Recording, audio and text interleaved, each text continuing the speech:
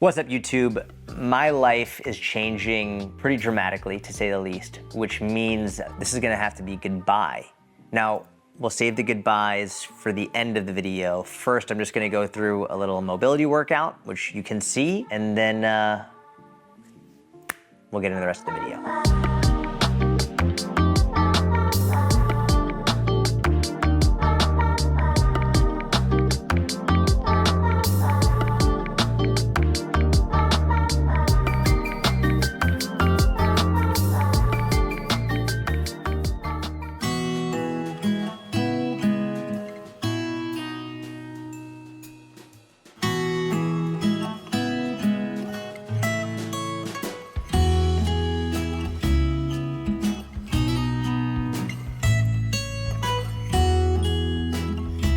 All right, we're outside. You could probably see the mesh behind me. If you follow me on Instagram, you saw me install this mesh, which I'm very proud of. Keeps the bugs out. This video is gonna be a little bit emotional. And like I said in the intro, we're gonna have some goodbyes, and those are gonna come at the end of this video. I would really like it if you could watch the whole way through. It would mean the world to me. If you're new to this channel, welcome, glad to have you. If you've been watching this channel for years and years and years, or however long, thank you for your support over the years. It means the world to me. I've been making YouTube videos since like 2012 or so. Before we get to the goodbyes, I sort of just wanna give you insight into how I got here in the first place. Like what got me into this position right here, and why am I splitting off? Why am I leaving? What's going on? And I think giving you sort of an insight into my path thus far will be helpful. I'll start with how I got into the fitness industry, which really began in 5th grade when I was 8 years old.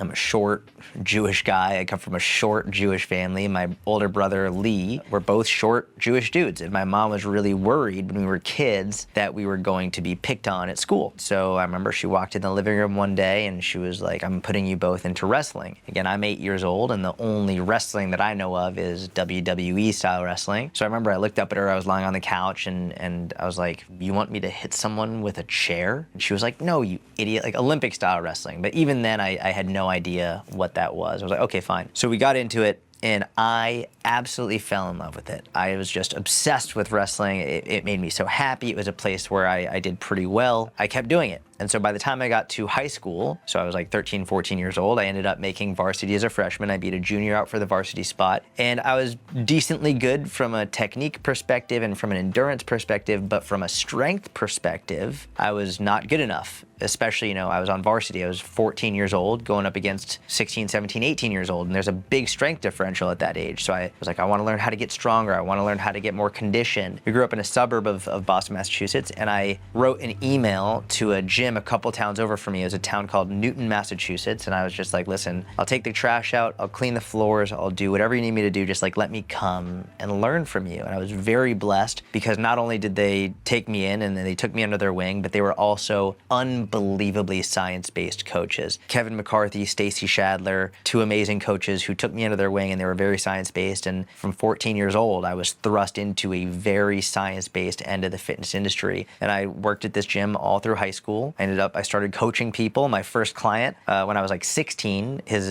a 68-year-old guy named Fred who had shoulder issues. And I'll never forget, like, I'm 14, 15, 16. All I care about is looking good naked and being a better wrestler. And I remember I asked Fred, I was like, what's your goal? And Fred just wanted to be able to pick his grandson up without hurting his shoulder. That for me is when I realized this is what I wanted to do forever, because I cared more about helping Fred achieve his goals than I cared about me achieving my own goals. Like, I want to be a coach. This is what I want to do. And I spent hours and hours studying, okay, how can I train him properly to strengthen his rotator cuff, get him more shoulder mobility? I wanted to give Fred the best possible training I could. And Stacy and Kevin were there to make sure I was doing everything right. They were just wonderful mentors of mine. I'm still friends with them to this day. But that's how I really got into wanting to be a coach. I had other side jobs. Like I worked as a janitor one summer at the middle school in my town. I worked as a host at an Italian restaurant. The main job that I always had was a coach. And that's really the only job I've ever had, the only real job I've ever had.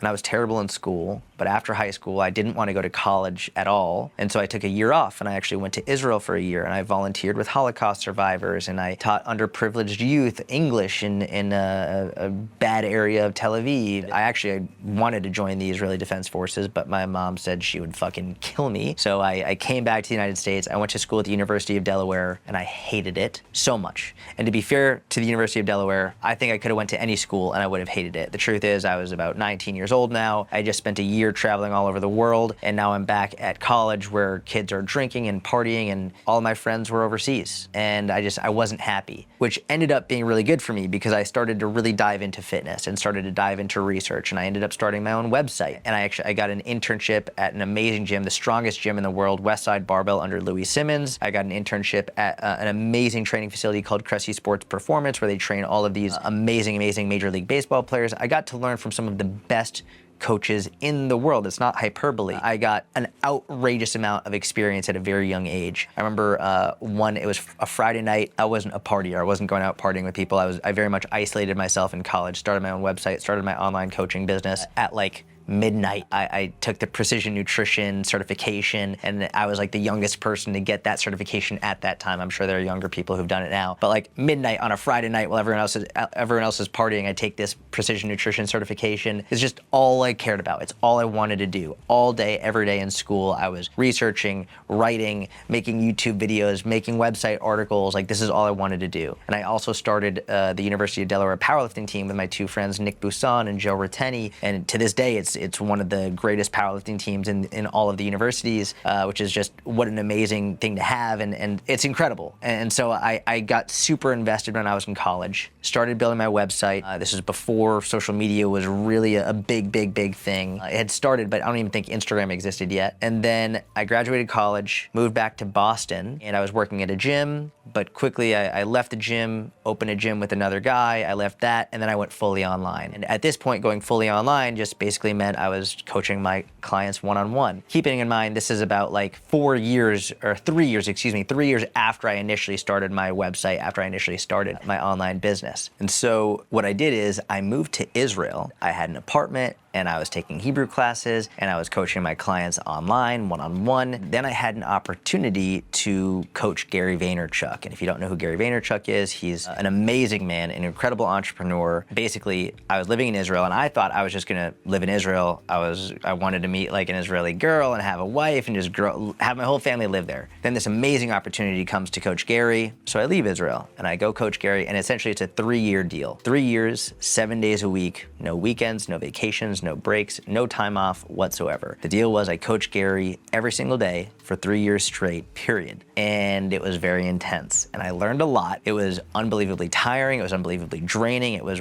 one of the most difficult things I've ever done, but it was also one of the most rewarding things I've ever done. And the way that I thought about it in my head was, I'm gonna use these 3 years to work as hard as I possibly can to hopefully help me and my future family, God willing, be better off in the long run. So I went as hard as I could on Instagram. I was posting like 3 times a day, every day. I was working with my one-on-one clients. I was building the inner circle at this point, and I was traveling with Gary all over the world. So wherever Gary was, I was. If he was in Hong Kong, I was in Hong Kong. If he was in LA, I was in LA. If he was in Nashville, I was in Nashville. If he was in Ireland, I was in Ireland. It was nonstop. 7 days a week for 3 years straight. It was wonderful and amazing and difficult, and fortunately, it was an amazing opportunity for my business. Now, during that time, my fitness went down the drain. I gained a lot of body fat. I lost a lot of strength and muscle. My blood pressure went up. In fact, if you watch, I think, a video from my January 2020 YouTube, one of my goals was to get my blood pressure back to a healthier range because it was not good over that time frame.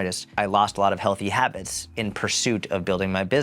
I don't regret it at all, but it was, just to be very forthright and honest with you, it was a very difficult time, and the business grew, but my health lost its way a little bit, and now I've gotten it back in way more than ever before. During the time I was with Gary, I started dating my now wife, and then she ended up moving to New York City by the time I was done coaching Gary. In my head, before I had met my wife, I was thinking, okay, well, I'm gonna move back to Israel once my time with Gary is over, and that'll be that. But it's not as easy once you like meet someone and trying to convince her to move to Israel. And so I was like, you know what, let's just stay in New York. So this is is in 2019. We're in New York. COVID comes around and we're still in New York. We're together. We actually get engaged during COVID in 2020. We decide New York is no longer for us. So we were looking at moving to Israel, but that was actually very difficult at that time. We were like, okay, you know what? Let's move somewhere in the States. We didn't want to be in New York anymore. We were tired of it, to be honest with you. And so we were looking at Dallas, Denver, and Nashville as the 3 places that we would like to go. And one night we were just having a glass of wine, or several glasses of wine, and an ad popped up for a building in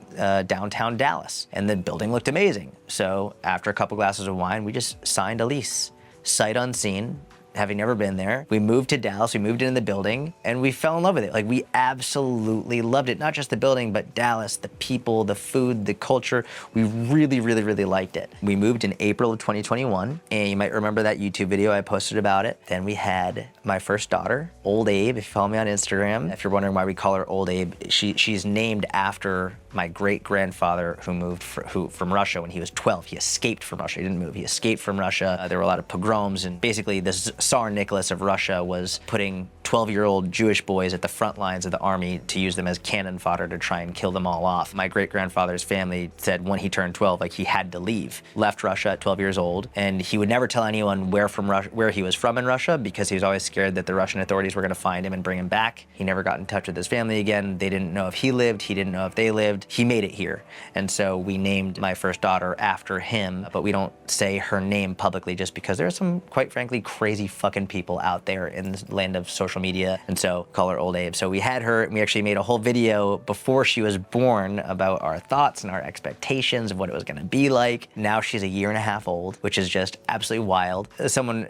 asked me recently, like, is having children worth it? And my whole life I've heard parents say it's the best thing ever, it's the most amazing thing ever, and in my mind I've been like, yeah, like, you're supposed to say that. It is literally, and I say this with like the utmost honesty and sincerity, it is the best thing in the world. It's the most amazing thing. I feel like she's unlocked new emotions in me that I've never felt before. It's just literally the most amazing thing. Now my wife, Nini, is pregnant with our second child, who is also a girl, and God willing, everything will be okay. And she'll be born in August, literally like her due date is a week before Old Abe was born. So they'll be almost exactly 2 years apart. And so now we have a second one on the way. We just got a dog, Curtis. The reason we named him Curtis is because my wife and I actually met in 6th grade at Curtis Middle School. That's where he got his name from, and he's a menace, a wonderful, cute dog. And I'll tell you this, between, like, and it's just my experience, but between a toddler and a puppy is way more difficult. And then having them both together, like,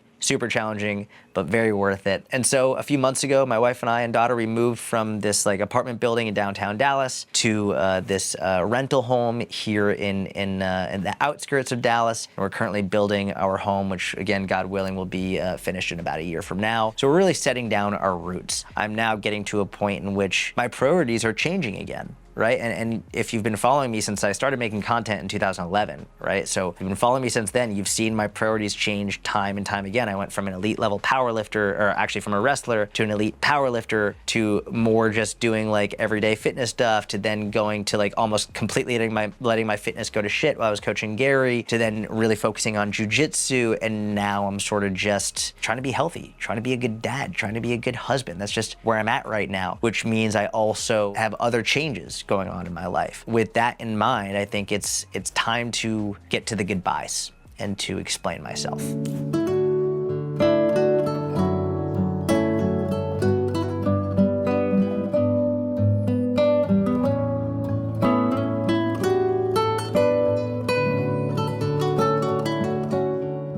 So you might be wondering, why am I leaving YouTube? Why am I saying goodbye to YouTube? The fact of the matter is, I'm not. I'm going harder on YouTube than ever before. I still want to post every single week. What I'm saying goodbye to is I'm saying goodbye to my old life. And next week, we're actually going to have an entire video all about how to adjust your fitness and your nutrition when life changes and your priorities change. If you're wondering like, oh, that motherfucker, like he just clickbaited me into watching this video. Yes, I did. And I never do clickbait. Go through all my videos, I never do clickbait. So I get one get out of jail free card. I wanted you to watch this video. I'm going through a big change in my life. And I went from having no kids and no extra responsibilities to having one daughter and, God willing, now 2 daughters and a dog and a wife and a house. Big changes are happening in my life. And all throughout my life, as I've added more responsibilities, there's always been people saying, oh, well, wait until this happens. Wait until you have 1 kid. Wait until you have a dog. Wait until you have 2 kids. Wait until you have this. Wait until you have that. And always essentially saying, once you add this other thing, you won't be able to stay healthy anymore. You won't be able to stay fit. Your exercise will go down the drain. Your nutrition is going to suck. The truth is, just because you get more responsibilities, or just because you have